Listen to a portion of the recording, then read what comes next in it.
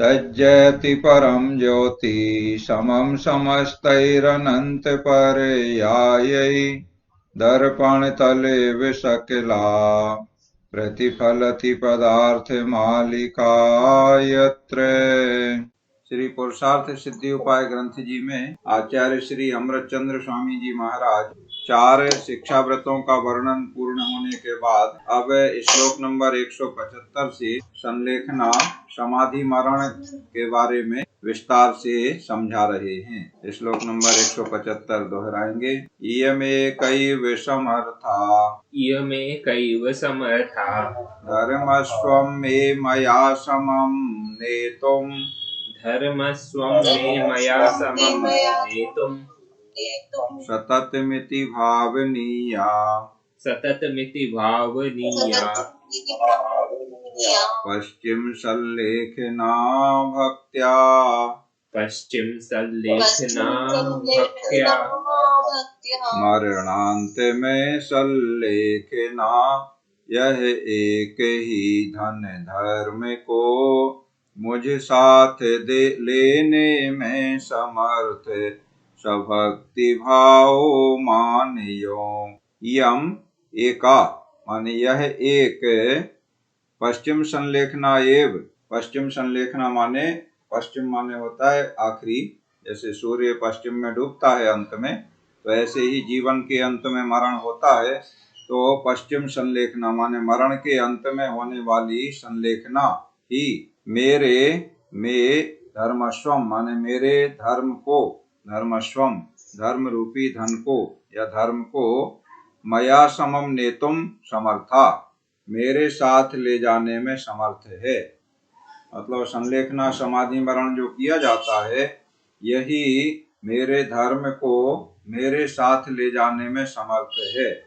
जीवन भर हमने जो धर्म कार्य किया है, व्रत नियम संयम आदि का पालन किया है, तपश्चरण किया है, त्याग किया है, ये सब धर्म का कार्य है। तो इसे अपने साथ ले जाने के लिए उपाय है संलेखना पूर्वक मरण करना माने अपना शरीर छोड़ना। इसलिए इस्ति माने इस प्रकार भक्त्या भक्ति सहित सततम भावनीया निरंतर भावना करना चाहिए। देखो समाधि मरण तो अंत में ही होगा, आयु के अंत में समाधि मरण संलेखना पूर्वक शरीर का त्याग होगा, लेकिन समाधि की संलेखना की भावना हमेशा करना चाहिए, भावना भाते रहना चाहिए। इस प्रकार का यहाँ पर भाव बताया गया है कि एक तो यह जो संलेखना है यही मेरे धर्म को मेरे साथ ले जाने में समर्थ है। माने परभाव में हमारे साथ आत्मा के साथ में धर्म कर्म जो भी होते हैं वो संस्कार के रूप में जाते हैं। तो जो हमने अच्छा अच्छा किया है, धर्म का कार्य किया है, उसे अपने साथ तभी ले जा पाएंगे जब हमने संलेखना पूर्वक मरण किया है। अर्थात अगर अंत समय में किसी के परिणाम बिगड़ गए और वह संलेखना पूर्वक मरण नहीं किया तो उसकी दुर्गति भी हो सकती है। इसलिए सुगति की प्राप्ति करना है, धर्म का फल पाना है, धर्म को अपने साथ ले जाना है, तो अंत समय में संलेखना अवश्य करना चाहिए। संलेखना क्या कहलाता है? तो इसमें संलेखना में 2 बातें आती हैं। 2 प्रकार की संलेखना होती है, एक तो अंतरंग संलेखना होती है और एक बाह्य संलेखना होती है। अंतरंग संलेखना में अपने जो राग द्वेष क्रोध मान माया लोभ है मोह है, इस प्रकार के जो विकारी परिणाम हैं, जो जिनसे भाव हिंसा होती है, जीव के गुणों का घात होता है, तो उन विकारी परिणामों का, विभाव परिणामों का, क्रोधमान माया लोभ आदि का, कषायों का त्याग किया जाता है या इन्हें कम से कम किया जाता है। इसे अंतरंग परिणाम संलेखना के कहते हैं।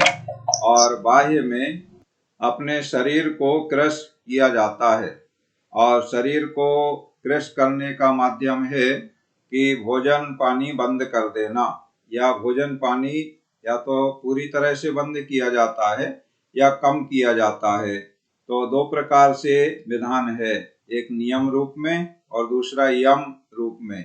पहले आपने नियम और यम की परिभाषा पढ़ी है श्री रत्नकरण श्रावकाचार्य ग्रंथ जी में। आचार्य श्री समंतभद्र स्वामी जी महाराज ने बताया है नियम और यम के बारे में। तो नियम क्या कहलाता है? जो एक सीमित समय के लिए कुछ त्याग किया जाता है या अल्प त्याग किया जाता है तो वह नियम कहलाता है।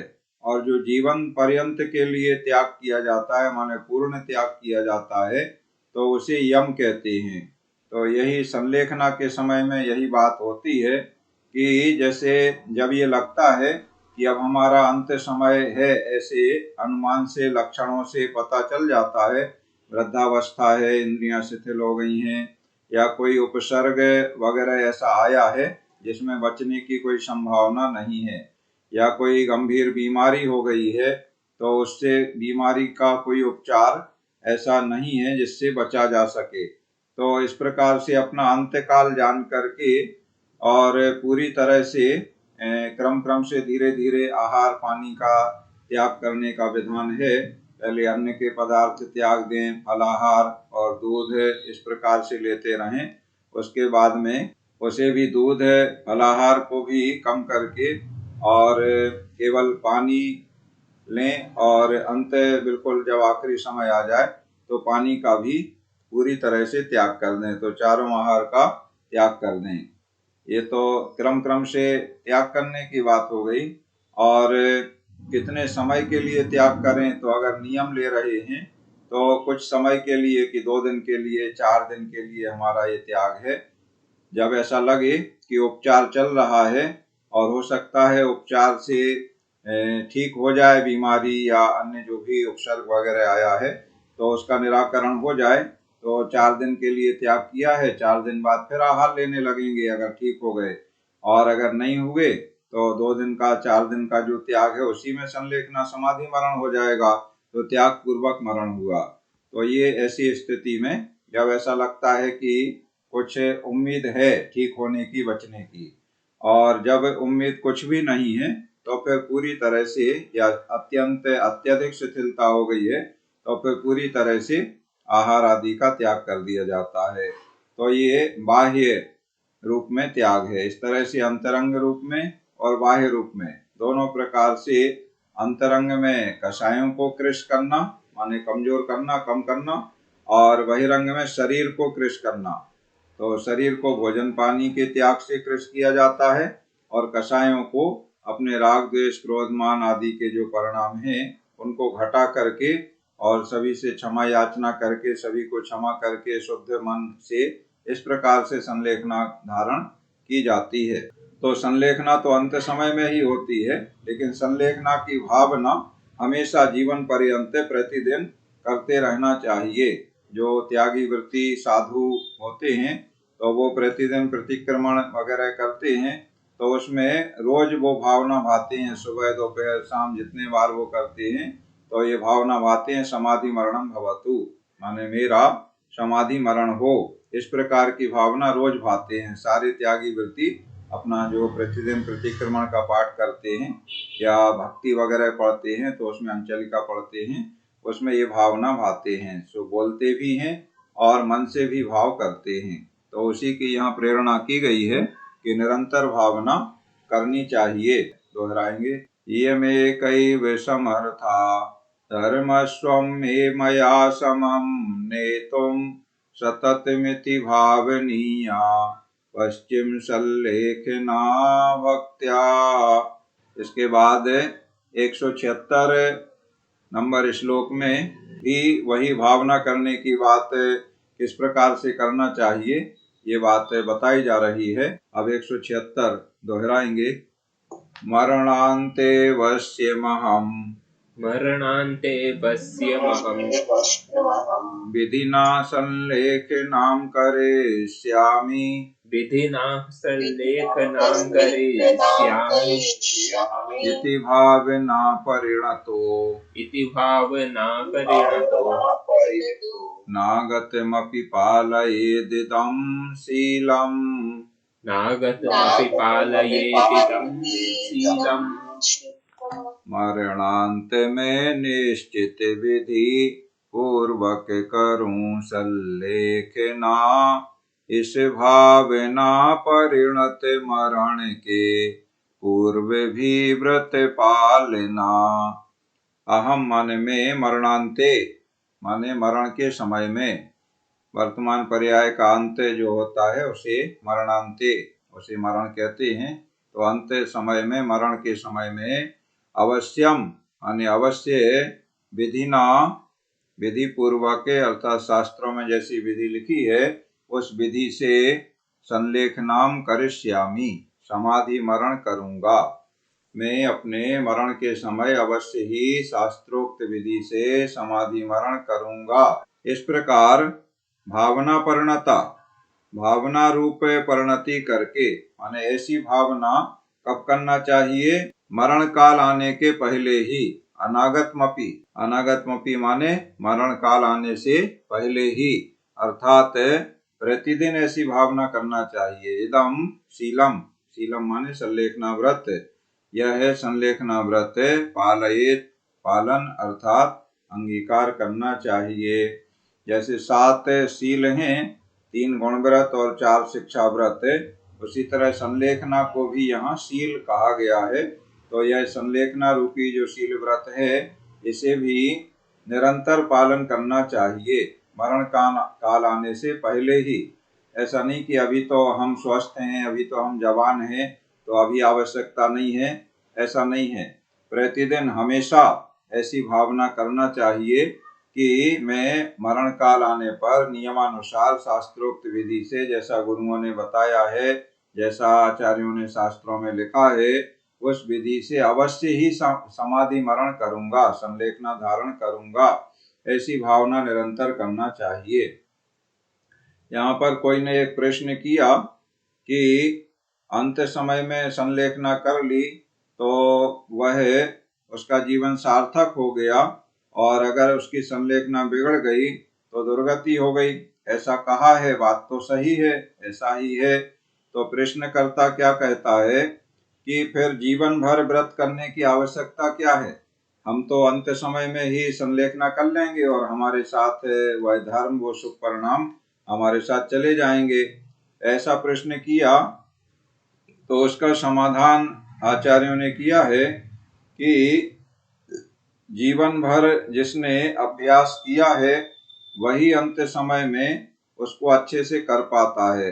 देखो, जिसका अभ्यास नहीं होगा कोई कार्य करने का, तो अचानक अवसर आने पर वो नहीं कर पाएगा, और जीवन भर अभ्यास करने के बाद भी अगर अवसर आने पर वो चूक गया, उससे अपने जिस भी चीज का अभ्यास किया है, वो कला का कोई भी, और उस कला उसने अवसर आने पे उसका प्रयोग नहीं कर पाया, तो वह फेल हो जाएगा, तो जीवन भर का अभ्यास उसका काम नहीं आया, ऐसा कहा जाता है। जैसे उदाहरण के तौर पे हम सेना में भर्ती सैनिक को ले लें, तो जीवन भर हमेशा वो अभ्यास करते हैं। अब रोज कोई युद्ध तो होता नहीं है, लेकिन अस्त्र शस्त्र चलाने का अभ्यास उनका प्रायः नियमित होता है और वो उसके लिए तैयार रहते हैं। तो अब तैयार हैं तो जीवन भर अभ्यास तो उन्होंने कर लिया। उसके बाद अब जिस दिन युद्ध का अवसर आया, सामने शत्रु सेना खड़ी है, और उस समय अगर वो चूक गया तो फिर उसके जीवन भर जो उसने अभ्यास किया है वो व्यर्थ हो गया, उसके काम नहीं आया। तो एक तो वो जो चूक गया, माने अंत समय में उसने नहीं कर पाया उपयोग, वो व्यर्थ हो गया। और दूसरा, जिसने जीवन भर अभ्यास ही नहीं किया है तो उसे तो सफलता मिलना वैसे भी संदिग्ध है, कैसे मिलेगी? उसे तो ज्ञान अभ्यास अच्छा है ही नहीं, तो उसे तो सफलता मिल ही नहीं सकती है। जिसने अभ्यास किया है उसमें 2 बातें होंगी, या तो वो सफल हो जाएगा या असफल हो जाएगा, और जिसने अभ्यास ही नहीं किया है वो तो सफलता उसे मिलना ही नहीं है। इसलिए जीवन भर अभ्यास करना चाहिए, माने भावना भाते रहना चाहिए। वो जीवन भर हमेशा प्रतिदिन जो भावना भाते हैं वही अभ्यास है। और साथ में अपने व्रत नियम उपवास वगैरह के माध्यम से उसे भी अभ्यास कहते हैं कि बीच बीच में वो उपवास वगैरह करता रहे, जिससे उसका अभ्यास रहे। तो अंत समय में जब वह आहार पानी त्याग करेगा तो पहले उसने किया है तो अभ्यास है उसे, इसलिए अच्छे तरीके से निर्वाह कर लेगा। तो अभ्यास करने वाला अंत समय में सफल भी हो सकता है और कोई चूक भी सकता है, किसी कारणवश कषाय आदि का विशेष प्रबल वेग आ जाए या आहार आदि में उसकी लालसा बनी रहे और त्याग नहीं कर पाए, या त्याग करने के बाद भी परिणामों में बनी रहे, या किसी से वैर का क्रोध आदि का भाव बना रहे, तो उसकी समाधि बिगड़ भी जाती है और समाधि बिगड़ने से दुर्गति होती है।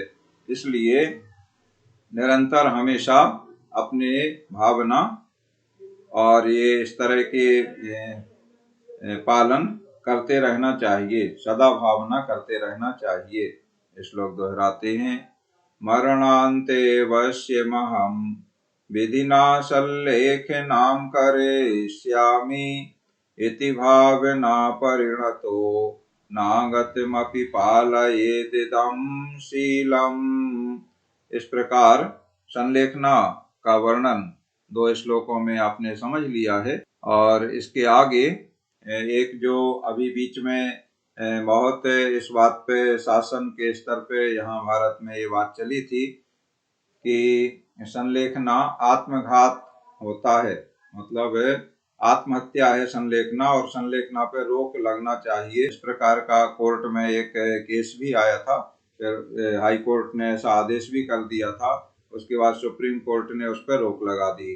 तो उसमें सुप्रीम कोर्ट में सारी बातें जैन आगम के अनुसार रखी गई कि संलेखना आत्मघात नहीं है।